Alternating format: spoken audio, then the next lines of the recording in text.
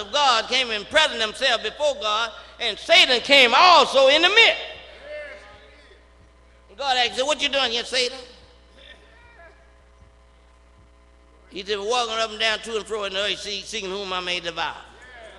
He said, now what you been looking at my servant Job? That there's none like him? A good man, a perfect man, one that fears God and is sure of evil? You looking at him?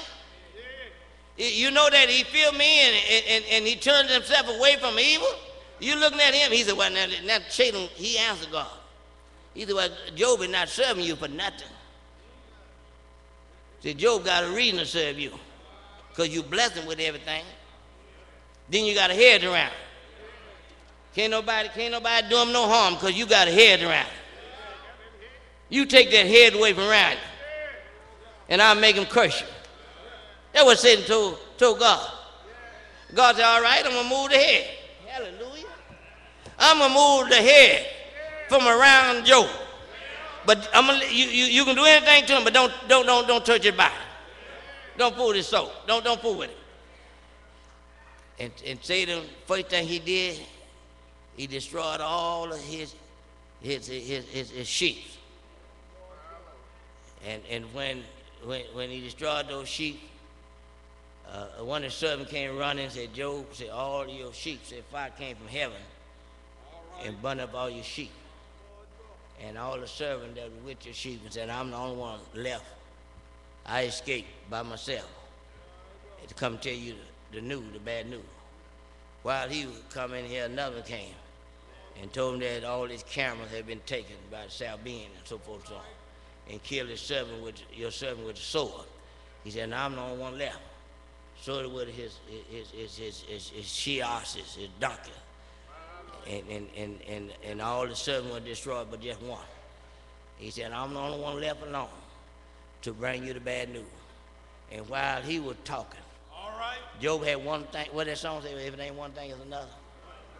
If it wasn't one thing, it was another, right behind one another. While he was speaking, here come one servant running and said, Job, your sons and your daughters, all your sons, you got 7 sons and 3 daughters, all of them was gathered together in the older brother's house, having a banquet. And while the storm came and blew the house down on them.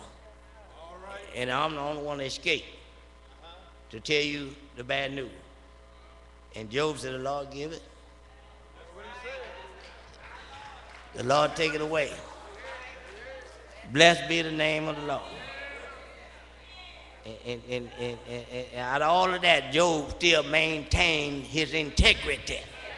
That's what the Bible says. He maintained his integrity. He didn't get mad with nobody. He didn't get mad with anybody. And Satan saw that Job was still praising God in the midst of his calamities. Y'all hear me? Are y'all still there? I'm going to try. I'm going to have to skip a whole lot now. I'm going to have to skip a whole lot. Even in the midst of his calamity, Job was still praising God.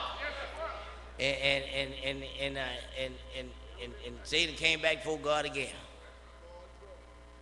And he said, if you take that head away from around him, say, I'll make him curse you to your face.